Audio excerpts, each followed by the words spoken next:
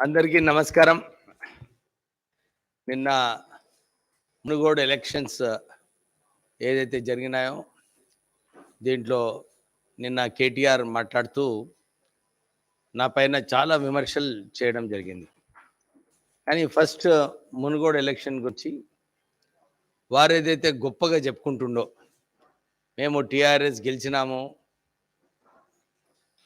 మేము ఈ నియోజకవర్గంలో టీఆర్ఎస్ స్కీమ్స్ ఏదైతే ఉన్నాయో ఈ స్కీమ్స్ వలన భారతీయ రాష్ట్ర సమితి దేశంలోనే అందరూ కూడా భారతీయ రాష్ట్ర సమితిని కోరుతున్నారని ఏదైతే చెప్పినారో ఇంతకుముందు మునుగోడు రిజల్ట్ క్లియర్గా చెప్తుంది. ఈ 8.5 సంవత్సరాలు కేసీఆర్ ప్రభుత్వం ఏదైతే తెలంగాణలో నడిపిస్తున్నారో అట్టర్ ఫెయిల్యూర్ అని చెప్పి మళ్ళీ ఒకసారి మునుగోడు నియోజకవర్గ ఎలక్షన్ చూపుతుంది. ఎందుకంటే స్కీమ్స్ వలన భయపడి కేసీఆర్ కొత్త మండలం ఇవ్వడం, 25,000 పెన్షన్లు కొత్త పెన్షన్లు ఇవ్వడము, హైదరాబాద్లో ఓటర్స్ ఎవరైతే ఉన్నారో వారికి ల్యాండ్ రెగ్యులరైజేషన్ కోసము జియో నంబర్ 118 ఇవ్వడము, గొల్ల కుర్మలకు 7,000 మందికి వాళ్ళ అకౌంట్లో పైసలు పంపించడము, దాని తర్వాత ఫ్రీజ్ చేసి మీరు మా అభ్యర్థిని గెలిపిస్తేనే ఈ అమౌంట్ రిలీజ్ చేస్తామని చెప్పడము, దాని తర్వాత పెన్షన్దారులకు ఇంకా ఇతర ప్రజలకందరికీ కూడా మీరు మాకు ఓటు వేయకుంటే మీ ఇవన్నీ స్కీమ్స్ బంద్ చేస్తామని చెప్పి వాళ్ళని దబాయించడము, ఇవన్నీ చేసినప్పటికీ కూడా వారికి ఇంకా గెలిచే అవకాశాలు లేకుండే. అప్పుడు సిపిఎం సిపిఐతోని పొత్తు పెట్టుకొని ఇవన్నీ చేసినప్పటికీ కూడా కేవలం 10,000 మెజారిటీ వచ్చింది. పోలీస్ని వాడుకోవడం, ఇష్టం వచ్చినట్టు పోలీస్ని వాడుకోవడము, అక్కడ భారతీయ జనతా పార్టీ క్యాడర్ పైన కేసులు పెట్టడము, వయలెన్స్ చేయడము, ఇంకా ఏదైతే 86 మంది ఎమ్మెల్యేలు, 15 మంది ఎమ్మెల్సీసు, మినిస్టర్సు 14 మంది వీళ్ళందరూ కూడా వచ్చి మునుగోడులోనే అక్కడ ఉండి క్యాంపెయిన్ చేయడము, తర్వాత 2 days before election commission directions ప్రకారంగా స్థానికులే ఉండాలి, ఇక్కడ అవుట్ సైడర్స్ ఉండొద్దంటే జబర్దస్తిగా మంత్రులు ఎమ్మెల్యేలు అక్కడనే ఉండి పైసలు ఓటర్లకు ఇచ్చి ఇవన్నీ చేసినప్పటికీ కూడా కేవలం 10,000 ఓట్లు వచ్చినాయి. ఇది నిజంగానే కేటీఆర్ నిన్న ఏదైతే గొప్పగా చెప్పుకుంటుండో సిగ్గుచెడు అన్నమాట. ప్రభుత్వంలో ఉండి ఇంత అధికారం చూపించుకుంటూ ఇన్ని వందలాది కోట్ల రూపాయలు ఖర్చు పెట్టి ఓటర్ని ఏదైతే భయపడి వాళ్ళకు స్కీమ్స్ పోతాయని చెప్పి తర్వాత పైసలు ఇచ్చి ఓట్లు వేయించుకున్నాక కూడా భారతీయ జనతా పార్టీకి 86,000 ఓట్లు వచ్చింది. ఇంతకుముందు ఎలక్షన్లో మీ అందరు తెలుసు భారతీయ జనతా పార్టీకి కేవలం 12,000 ఓట్లు వచ్చినండి. కానీ ఈ ఎలక్షన్తోని నైతికంగా this is the Bharatiya Rajagopal Reddy victory and Bharatiya Janata party ఇవన్నీ చేసినప్పటికీ కూడా 86,000 ఓట్లు వచ్చినాయి. మీరు కేవలం 10,000 ఓట్లతో గెలిచినారంటే మీ పైన ఎంత వ్యతిరేకత ఉంది ప్రజలలో స్పష్టంగా కనబడుతుంది. మేము ఇదే ఛాలెంజ్ చేస్తున్నాము కేసీఆర్ కేటీఆర్కి. సౌత్ తెలంగాణలో బీజేపీ లేదు లేదు అని చెప్పి చాలాసార్లు కేసీఆర్ చెప్పడం జరిగింది. కానీ ఇన్ని ఓట్లు రావడంతో భారతీయ జనతా పార్టీ సౌత్లో ఎస్టాబ్లిష్ కావడం జరిగింది. ఈ వచ్చే ఎలక్షన్లలో భారతీయ జనతా పార్టీ 65 నుంచి 70 సీట్లు గెలిచే 100% ఖాయం. అంటే కేసీఆర్కి కేటీఆర్కి ఏదైతే భయం పుట్టుకుందో భారతీయ జనతా పార్టీ నుంచి, వాళ్ళు ఇష్టం వచ్చినట్టు అలిగేషన్స్ చేయడము, ఇష్టం వచ్చినట్టు ప్రెస్ని వాడుకోవడము, వీళ్ళు ఏదైతే చేస్తున్నారో వాళ్ళకి అర్థమైపోయింది మా గ్రాఫ్ తెలంగాణలో పడిపోతుంది, మేము ఇన్ని ప్రలోభాలు చేసినప్పటికీ కూడా కేవలం 10,000 ఓట్లు. యాక్చువల్లీ ఈ విక్టరీ ఏమో సిపిఐ, సిపిఎం, పోలీస్ వాళ్ళ విక్టరీ. ఇది తెలంగాణ రాష్ట్ర సమితి విక్టరీ కాదు. కేసీఆర్ విక్టరీ అయితే డెఫినెట్లీ కాదు. ఇది కేవలము కమ్యూనిస్టుల ఓట్లు, ఇంకా పోలీసులు ఏదైతే వారికి సపోర్ట్ చేసినందుకు వలన వాళ్ళకి ఈ మెజారిటీ వచ్చింది. కానీ లేకపోతే ఈ బై ఎలక్షన్ కూడా 100% కేసీఆర్ ఓడిపోయే పరిస్థితి ఉండే. నిన్న కేటీఆర్ మాట్లాడుతూ నా మీద పర్సనల్గా అలిగేషన్ చేసినాడు. హవాలా ట్రాన్సాక్షన్ అని చెప్పినాడు. ఆయన అమెరికాలో చదువుకున్నాడు. అమెరికాలో చదువుకున్న తర్వాత ఆయనకి ఇంత కూడా బుద్ధి లేదు. నిజంగా చెప్పాలంటే రాజగోపాల్ రెడ్డి గారికి పైసలు ఇచ్చినాడని చెప్పినాడు. ఇది ఒక అగ్రిమెంట్ చూపించినాడు. దీంట్లో లెజిటిమేట్ ట్రాన్సాక్షన్ ఏదైతే ల్యాండ్ గురించి మా కంపెనీ మేము మా ఆఫీస్ కోసం కొనడానికి 2 years నుంచి ప్రయత్నం చేస్తున్నాము. ఇది ఒక మంచి ఆపర్చునిటీ దొరికింది మాకు కూడా. కోకాపేటలో మెయిన్ రోడ్లో ల్యాండ్ ఉందని చెప్పి మేము ఆ ల్యాండ్ కొనడం జరిగింది. ఎక్కడన్నా ల్యాండ్ కొనడం తప్ప. కానీ కేటీఆర్ నిన్న డాక్యుమెంట్ ఏదో చూపిస్తూ అరే ఇది హవాలా ట్రాన్సాక్షన్ చేసినాడని చెప్పి కేటీఆర్ చెప్తున్నాడు. నిజంగానే ఆయనకి ఏమైందో అర్థమైతే లేదు. ఇంత స్పష్టంగా డాక్యుమెంట్ ఉన్నప్పుడు లెజిటిమేట్ ట్రాన్సాక్షన్ని తప్పుడు ట్రాన్సాక్షన్ అని చెప్పడం జరిగింది. అదొక విషయం. ఇంకోటి జమునా హ్యాచరీస్ అని చెప్పినాడు. జమునా హ్యాచరీస్ కూడా ఒక లెజిటిమేట్ ట్రాన్సాక్షన్. దీంట్లో ఏం తప్పు లేదు. దీంట్లో ఎందుకు దాని గురించి మాట్లాడుతున్నాడు కేటీఆర్ అర్థం కావట్లేదు. ఇంకో విషయం రేజ్ చేసినాడు. గుజరాత్ నుంచి 2.5 crores వచ్చినాయి, అది వివేక్ గారి గురించి అని చెప్పి. అసలు నేను దాంట్లో ఇన్వాల్వ్ లేను. ఆ వివేక్ ఎవరో నాకు కూడా తెలియదు. నిజంగా రాష్ట్ర పోలీస్ మీదే ఉంది, మీరే ఉన్నారు. ఎవరా వివేక్ మీరు కనుక్కోండి. ఈ తప్పుడు ప్రచారాలు ఏదైతే కేటీఆర్ చేస్తున్నాడో అంటే కేవలం ఫ్రస్ట్రేషన్లో వారు ఏదైతే అనుకున్నాడో దాని ప్రకారంగా కాలేదు. నేను మళ్ళొకసారి చెప్తున్నాను, ఈ ట్విట్టర్ టిల్లుబాయ్ ఈయన కేవలం ఒక ఫెయిల్డ్ లీడర్. తెలంగాణలో వాళ్ళ నాన్నకు కూడా అర్థమైపోయింది. అరే ఈ కేటీఆర్ని నేను మళ్ళా ముఖ్యమంత్రి ఏదైతే అనుకున్నాడో 1 సంవత్సరం ముందు చేస్తే టీఆర్ఎస్ పార్టీయే ఖతం అయిపోతుందని చెప్పి ఆయన ఆపుకున్నాడు. చాలా మంచిగా అయింది. ఇప్పటివరకు ఆయన ముఖ్యమంత్రి అయితే ఈ మునుగోడు ఎలక్షన్ కూడా 100% ఓడిపోయేది. ఎందుకంటే మీరు అందరూ గమనించాలి, ఈయన వర్కింగ్ ప్రెసిడెంట్గా ఉన్నప్పుడు పార్లమెంట్ ఎలక్షన్లో సారు కారు పదారు అన్నాడు. అప్పుడు 7 సీట్లు ఓడిపోయినారు టీఆర్ఎస్ పార్టీ. ఆయన సొంత చెల్లెల్ని కవితాన్ని గెలిపించుకోలేకపోయినాడు ఈ వర్కింగ్ ప్రెసిడెంట్.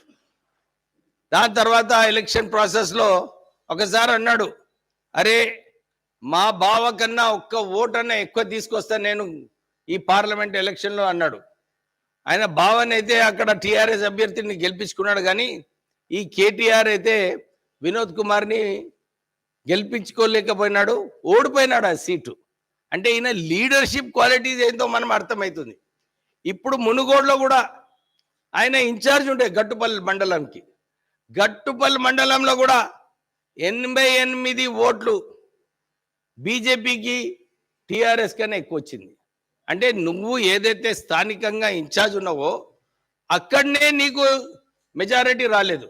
కానీ మీ బావ మరిగూడెంలో ఇన్ఛార్జ్ ఉండే హరీష్ రావుకి అక్కడ 3,400 ఓట్లు వచ్చినాయి. అంటే వీళ్ళిద్దరి మధ్యలో చూసుకుంటే ఎవరు మోర్ కాంపిటెంట్ లీడరో మనకు అర్థమవుతుంది. ఇంకా ఈయన మా గురించి మాట్లాడుతున్నాడు కేటీఆర్. ఆయనకు ఒకటి విషయం గుర్తించుకోవాలి, ఆయన ఒక ఫెయిల్డ్ లీడరు. ఆయన మళ్ళొకసారి ముఖ్యమంత్రి ఏదైతే ఆయన అనుకున్నాడో, నేను అవుతానని ఏదైతే అనుకున్నాడో డెఫినెట్లీ ఆ పరిస్థితులు రావు. ఎందుకంటే ఆల్రెడీ భారతీయ జనతా పార్టీ మొత్తం తెలంగాణలో ఎస్టాబ్లిష్ అయిపోయింది. ఈ వచ్చే వచ్చే అసెంబ్లీ ఎలక్షన్స్లో డెఫినెట్లీ భారతీయ జనతా పార్టీ గెలుస్తుంది. మీరందరూ కూడా ఒక విషయం గమనించాలి. ప్రజలందరూ కూడా ఈ అవినీతి పాలన, ఈ కుటుంబ పాలన, ఈ అహంకార ముఖ్యమంత్రి ఇంకా కల్వకుంట్ల కుటుంబం ఏదైతే చేస్తున్నారో దీని గురించి అందరు కూడా చర్చించుకుంటున్నారు. ఈ ఎలక్షన్లో ఇంత వ్యతిరేకత, రూలింగ్ పార్టీలో సత్తాలో ఉన్నప్పుడు ఎప్పుడు కూడా బై ఎలక్షన్లో ఈజీగా గెలవాలి, కానీ మొత్తము ప్రభుత్వమే మునుగోడుకు వచ్చి అక్కడ క్యాంపెయిన్ చేసి ఈ రాష్ట్ర ప్రజలు ఇంకా వేరేగా ఎవరు లేరని చెప్పి అందరు కూడా అక్కడనే షిఫ్ట్ అయినారు. అంటే ఇంత భయం అయిపోయింది ఈ ముఖ్యమంత్రికి భారతీయ జనతా పార్టీ అంటే స్పష్టంగా కనబడుతుంది. వారు అనుకుంటున్నారు భారతీయ జనతా పార్టీలో లీడర్స్ పైన ఒత్తిడి తీసుకొచ్చి ఏదో ఒకటి చేసి మేము ఈ భారతీయ జనతా పార్టీని వీక్ చేద్దామనుకుంటున్నాను. కానీ నేను హెచ్చరిస్తున్నాను, కేసీఆర్ తల్లి కొడుకుల కాంబినేషన్కి మీరు ఏది ఏం చేసుకున్నా కానీ ఊరుకునేది లేదు. నువ్వు ఏదైతే అవినీతి చేస్తున్నావో, మీరు ఏదైతే ఈ రాష్ట్రాన్ని భ్రష్టు పట్టించినామో, ఎందుకంటే మీరందరూ చూస్తున్నారు ఈ రాష్ట్రంలో అధిక సర్ప్లస్ ఉన్న రాష్ట్రాన్ని అప్పుల రాష్ట్రం చేసిన ఘనత ఈ ముఖ్యమంత్రిది. 5 లక్షల కోట్ల రూపాయలు ఇప్పటి వరకు ఒక సరైన ప్రాజెక్టు, కొత్త జాబ్స్ ఇవన్నీ కూడా ఎక్కడ కూడా ఈ ముఖ్యమంత్రి చేయలేదు. కానీ వాళ్ళందరూ సొంత ఆస్తులు పెంచుకున్నారు. సమయం వస్తుంది, అది కూడా ఏదైతే వాళ్ళందరూ సొంత ఆస్తులు పెంచుకున్నారో దాన్ని కూడా ఎక్స్పోజ్ చేసే సమయం ఉన్నది. డెఫినెట్లీ మేము కూడా డేటా కలెక్ట్ చేస్తున్నాము. ఈ ముఖ్యమంత్రి కొడుకు ఏదైతే ఈ రాష్ట్రాన్ని దోచుకున్నారో ఆ విషయంలో డెఫినెట్లీ భారతీయ జనతా పార్టీ మీ పైన కక్ష కడుతుంది. మీరందరూ కూడా ఒక విషయం గమనించాలి. కవిత ఏదైతే లిక్కర్ స్కామ్లో అన్ని చోట్ల కూడా లిక్కర్ షాప్స్ ఓపెన్ చేసి ఈ లిక్కర్ దందా చేసుకోవాలని చెప్పి ఈ కల్వకుంట్ల కుటుంబం ఏదైతే ప్రయత్నం చేస్తున్నారో ఇవన్నీ కూడా వచ్చే రోజులలో ఆ కుటుంబ సంగతి అన్ని కూడా బయటకు వస్తుంది. ఇంకో విషయం, వాళ్ళు అనుకుంటున్నారు ఈ ప్రెస్లో పోయి ఈ భారతీయ జనతా పార్టీ నాయకుల పైన ఒత్తిడి తీసుకొచ్చి ఈ పార్టీని ముందుకు పోయే పరిస్థితులు తేవద్దని చెప్పి ప్రయత్నం చేస్తున్నారో, కానీ కాదు. నేను ఇంతకు ముందు కూడా చెప్పినాను, ఎప్పుడైతే డుబ్బాక్, హుజూరాబాద్ జిహెచ్ఎంసి ఎలక్షన్స్ గెలిచిన తర్వాత భారతీయ జనతా పార్టీ గ్రాఫ్ పెరుగుతుంది. ప్రజలందరూ కూడా ప్రధానమంత్రి మోడీ గారు ఏదైతే మంచి పరిపాలన చేస్తున్నారో, ఈ దేశంలోనే అన్ని రాష్ట్రాలు ఎక్కడైతే భారతీయ జనతా పార్టీ పరిపాలన ఉందో ప్రజలందరూ కూడా సంతోషిస్తున్నారు. ఎందుకంటే అక్కడ మోడీ ఇల్లులు వస్తున్నాయి, వాళ్ళందరికీ కూడా మంచి గవర్నెన్స్ అక్కడ ప్రభుత్వాలు చేస్తున్నారని చెప్పి మళ్ళొకసారి యోగి ఆదిత్యనాథ్ గారు ఇతర ముఖ్యమంత్రులు అందరూ కూడా గెలవడం జరిగింది. ఈ ప్రధానమంత్రి గారు ప్రపంచంలోనే best prime minister of the world అని చెప్పి ఒక పేరు సంపాదించుకున్నారు. మీరు చూస్తే అన్ని దేశాలలో power crisis, foreign exchange crisis ఉన్నప్పటికీ కూడా మన దేశంలో మన ప్రధానమంత్రి గారు సరిగా నడిపిస్తున్నారు. ఇంకో విషయం, నా పైన ఒత్తిడి తీసుకురానికే ఈ ముఖ్యమంత్రి మా పటంచెరు ఫ్యాక్టరీకి కూడా మూత వేయడం జరిగింది 2 months బ్యాక్. కానీ ఎక్కడ కూడా వెనకకు పోయేది లేదు.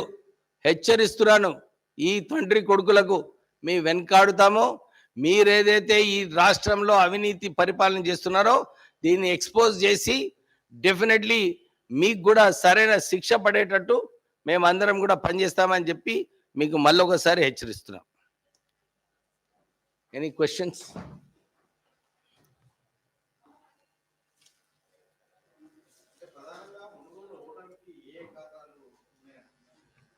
మునుగోడుకి కారణాలు వాళ్ళ 100 మంది కన్నా పైన రాజగోపాల్ రెడ్డి గారు నేను స్పష్టంగా చెప్పినారు. కౌరవ సైన్యం లెక్క అందరు వచ్చినారు, పైసలు ఇష్టం వచ్చినట్టు ఖర్చు పెట్టినారు. ప్రజల పైన ఒత్తిడి, అక్కడ మంత్రి ఉండి మేము ఒత్తిడి తీసుకొచ్చి మీ స్కీమ్స్ పోతాయి, మీ పెన్షన్లు పోతాయి. అక్కడ 400 కోట్ల రూపాయలు లిక్కర్ సేల్స్ ఏదైతే జరిగినాయి 2 మంత్స్‌లో 300 కోట్ల రూపాయలు లిక్కర్ సేల్స్. అంటే అక్కడ బీర్లు, బిర్యానీలు ఇష్టం వచ్చినట్టు ఖర్చు పెట్టడము, ప్రజల పైన ఒత్తిడి తీసుకురావడము, ఇంకా అందరు ఓటర్లకు పైసలిచ్చి ఓట్లు ఏపించుకోవడం. And main thing CPI communist support. ఇన్ని రోజులు వాళ్ళు సిపిఐ, సిపిఎంని తిట్టి పోయి వాళ్ళ కాలు పట్టుకొని వాళ్ళ సపోర్ట్ తీసుకొనే వాళ్ళు గెలవడం జరిగింది. కానీ టిఆర్ఎస్ ఆన్ ఇట్స్ ఓన్ గెలవలేదు అక్కడ.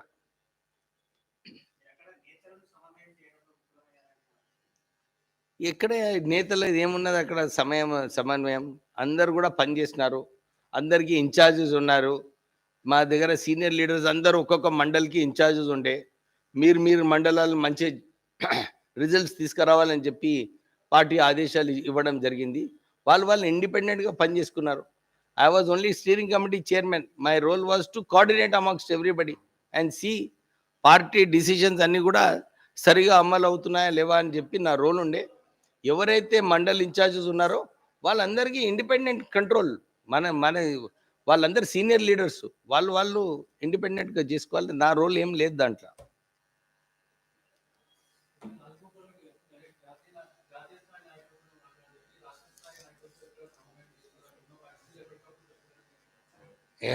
అట్లా ఉంటుందా అట్లా? ఈ మునుగోడు ఎలక్షన్ నేను కూడా ఉన్నా అక్కడ. మా ప్రెసిడెంట్ గారితో కోఆర్డినేట్ నేనే చేస్తున్నాను, ఇతర మెంబర్స్తో కూడా కోఆర్డినేట్ చేస్తున్నాను. అందరూ కూడా పని చేస్తున్నారు, పని చేయలేదని ఎక్కడ లేదు కదా అక్కడ. అట్లాంటి పరిస్థితులు లేకుండే అందరు కూడా కోఆపరేట్ చేసినారు. అందరం కలిసి పని చేసినామని చెప్పి 86,000 ఓట్స్ వచ్చినాయి. మీరు గుర్తుపెట్టుకోవాలి. 12,000 ఓట్ల నుంచి అన్నాడు కదా ముఖ్యమంత్రి, సౌత్ తెలంగాణలో బీజేపీనే లేదు, మా మా స్కీమ్స్ అన్నీ బాగున్నాయి, మేము ఇట్లా గెలుస్తామని అన్నాడు. మళ్ళీ 86 మందిని ఎందుకు పెట్టినాడు అక్కడ? 100 మందిని ఇక్కడ నుంచి మంత్రులు, ఎమ్మెల్యేలు, ఎమ్మెల్సీస్ ఎందుకు పోస్ట్ చేసినాడు అక్కడ? భయంతోని భారతీయ జనతా పార్టీ స్ట్రాంగ్ అవుతుంది తెలంగాణలో అని చెప్పి ఆ భయంతోనే ఆ నాటకాలు కూడా 4 మంది ఎమ్మెల్యేలను తీసుకుపోవడము, ఇవన్నీ నాటకాలు ఎందుకు వేసినాడు? కేవలం మనకు భయం అయింది భారతీయ జనతా పార్టీ ఇక్కడ గెలుస్తుంది, రాజగోపాల్ రెడ్డి గెలుస్తుంది. అర్థమైంది? అందరు కోఆపరేట్ చేసిండ్రు, అందరు పనిచేసిండ్రు. అసలు మెయిన్ ప్రాబ్లం అక్కడ పోలీస్ ఫోర్సు మమ్మల్ని సరిగా తిరగనీయలేదు. మమ్మల్ని ఏదైతే ప్రజల దగ్గరికి వెళ్ళటానికి వాళ్ళన్ని ఇబ్బందులు పెట్టినారు.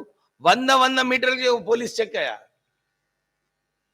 వాళ్ళ వెహికల్స్ ఏమో క్లియర్గా వెళ్ళిపోతుండే, ఓన్లీ మా వెహికల్స్ పోలీస్ వ్యాన్లలో పైసలు తీసుకుపోయినారు. వాళ్ళు ఇష్టం వచ్చినట్టు చేసినారు. ప్రజాస్వామ్యాన్ని కూనీ చేసిన వ్యక్తి ఎవరైనా ఉన్నారంటే కేసీఆర్.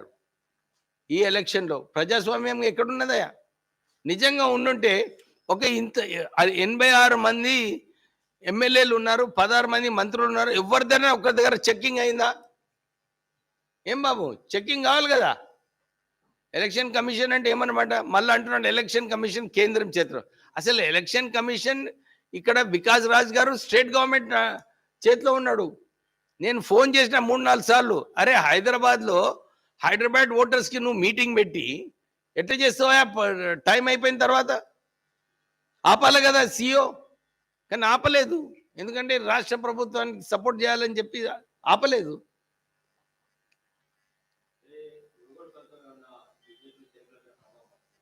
ఏం ప్రభావం పడదయా? Very fact. Bharatiya Janata Party సౌత్లో స్ట్రాంగ్ ఉన్నదని చెప్పి నిరూపించుకోవడం జరిగింది.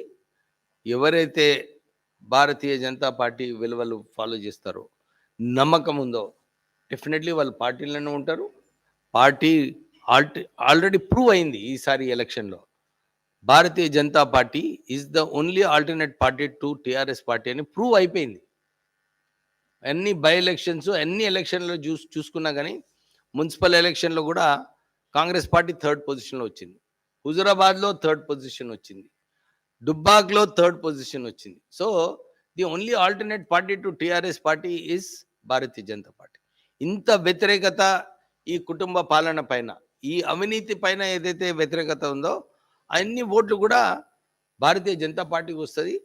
భారతీయ జనతా పార్టీ ఏదైతే రాష్ట్రాలలో మంచి పరిపాలన చేస్తున్నారో, మోడీ గారి మంచి పరిపాలన ఉందో, ప్రజలందరూ కూడా అరే మా రాష్ట్రంలో కూడా ఇది కావాలని చెప్పి వాళ్ళు భారతీయ జనతా పార్టీకి ఓటేస్తారు. నాయకులు ఎవరైతే కరెక్ట్గా స్ట్రాటజీగా ఆలోచిస్తారో వాళ్ళు ఎప్పుడు కూడా బీజేపీలోనే ఉండి మంచి అవకాశం వస్తుంది వచ్చే ఎలక్షన్లలో భారతీయ జనతా పార్టీ సత్తాలో రావడానికి. చలో, ఓకే, థ్యాంక్ యూ. ఇంతటితో ఈ ప్రెస్ కాన్ఫరెన్స్ ముగిసింది. ధన్యవాదాలు.